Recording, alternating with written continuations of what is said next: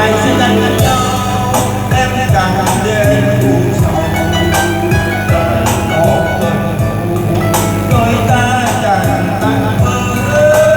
đâu biết tình đâu đã nghiền em đi đâu chiều vào trong đêm đau từ đâu nào hay mùa trong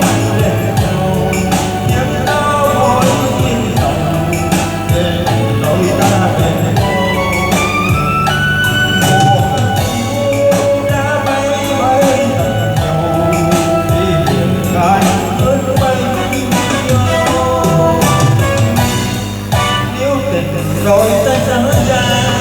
em phải xem như là một phút chim mai sau khổ quên em